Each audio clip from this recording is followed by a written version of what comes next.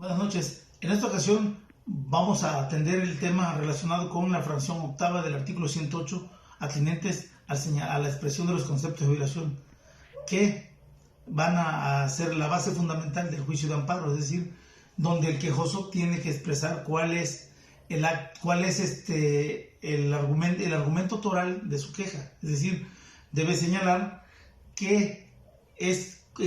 cómo se traduce la violación de garantías o derechos humanos por parte de la autoridad responsable. Aquí debemos analizar que ya la Suprema Corte de Justicia de la Nación ha determinado que el concepto de violación ya no es el silogismo que antes se requería, sino que hoy en día basta con que se justifique la causa de pedir para que un concepto de violación sea estudiable, ¿sí? Aquí hay que entender varios aspectos. Un concepto de violación es estudiable cuando el quejoso pues exprese las razones suficientes para que el tribunal de amparo lo estudie y determine si es fundado o no. Por eso decimos que la causa de pedir pues es un requisito menos exigente que el que se exigía antes.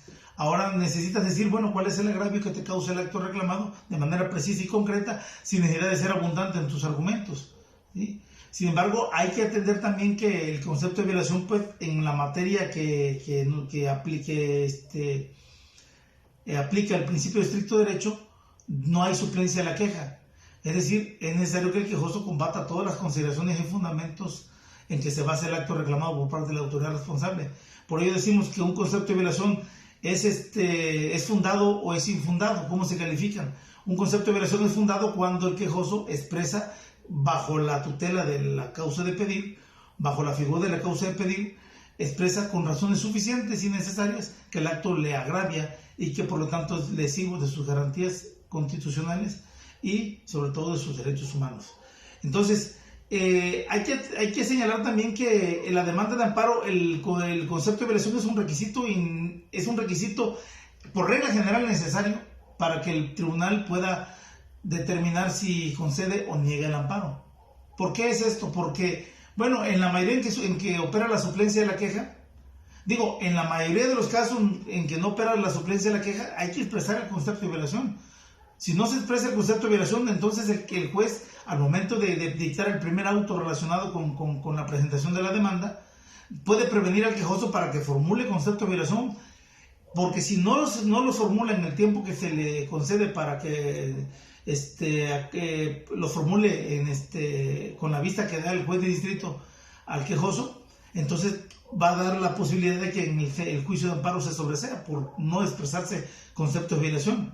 En cambio, en la materia laboral, trastorno de trabajadores, en la materia materia penal, en favor de los menores, en favor del imputado, del sentenciado, ¿sí? En favor de la víctima también cuando se vea en desventaja, cuando en este caso la víctima pues esté en estado de indefensión, ¿sí? Entonces no en todos los casos, ¿sí? Porque por ejemplo en materia de menores decimos que hay suplencia de la queja, en la que el abogado en su caso al momento de formular la demanda a nombre del quejoso o ya sea por representación, no está obligado a expresar concepto de violación, porque en todo caso el estudio de la queja es atendible de manera oficiosa por el juez de amparo. Es decir, si no formulas concepto de violación, no pasa nada y no te va a prevenir el juez en la materia en que opera la suplencia de la queja.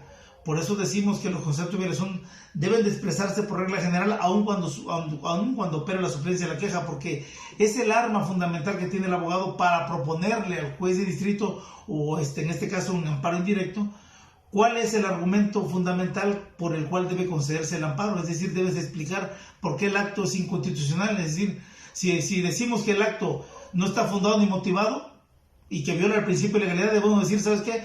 El acto reclamado es inconstitucional porque la autoridad responsable no fundó el acto. Es decir, no citó ningún precepto legal en el auto, en la resolución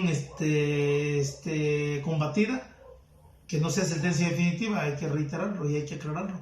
Simplemente no fundó, entonces no citó un precepto, entonces el acto reclamado es inconstitucional por violar el principio de legalidad. No motivó, pues no expresó las razones y consideraciones o fundamentos suficientes para sustentar su decisión. Es decir, no fundó ni motivó, entonces el acto puede estar viciado de legalidad y por lo tanto debe concederse el amparo. En ese sentido, el concepto de violación, para que sea operante, debe combatir todas las consideraciones y fundamentos del fallo, donde no aplique la suplencia de la queja.